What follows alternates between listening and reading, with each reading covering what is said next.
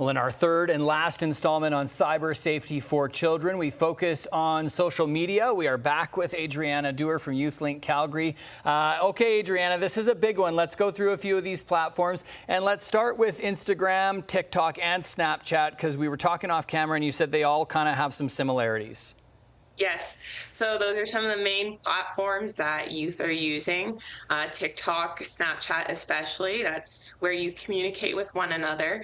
But all of these apps function in a very similar way in terms of accessing and setting those privacy restrictions, as well as just making sure the content who you're talking to is appropriate. So in the settings of these different platforms, you can go in there and you can tap your profile, and you want to make sure that you're setting it to a private account. So setting it to a private account allows you as the user to accept or reject potential people that would like to follow you. So we always say make sure that people you follow online are people that you actually know in person. You can also choose who sees your content. You can create close friends lists. You can also make sure that if you only want a few people to see the content that you're posting, you can adjust that in the settings as well. But the number one thing that we recommend with all social media platforms is having that private account. That is the first step in terms of actually staying safe online.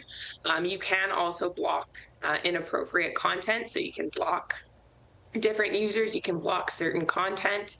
Now with TikTok, they actually have a family pairing that allows a parent or a guardian to adjust certain settings depending on the youth's safety needs, how they manage their time on the app, once again, blocking that inappropriate content, and just giving the privacy setting controls to the parents. Let's talk about YouTube, because I think sometimes the perception is it falls a bit outside social media because it seems to be more of a platform for videos, but it really does have a lot of the same sort of characteristics of a traditional social media platform that we do need to be concerned about. Yes, YouTube always surprises people when we say that is a form of social media.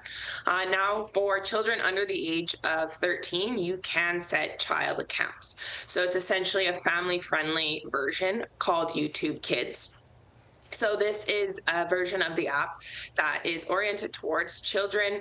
The content is very tailored to them. There are additional parental control features and a lot more ability to filter content, being able to figure out what is inappropriate for children under the age of 13. This can be accessed in the parental settings. So once you get that all set up, you can also set timers on that, and the youth will be notified that time's up, so they get blocked from the app, and then they also can't search different content or different features on it. Yeah, that's great information. Anything else you want to add on social media? Yes, so one thing that people don't necessarily understand with social media, in the terms and conditions, which I'm sure everybody reads, they require people to be over the age of 13. So this is meant to protect the privacy of youth, and they're doing so to really establish a relationship between the user and the social media platform, and just making sure that the user is aware of the risks associated with using social media. And it's designed to protect younger users from harmful content, but unfortunately, it does tend to be bypassed in a lot of these situations. So a big thing is just making sure that you're staying involved in the youth's life and knowing what they're doing on these platforms.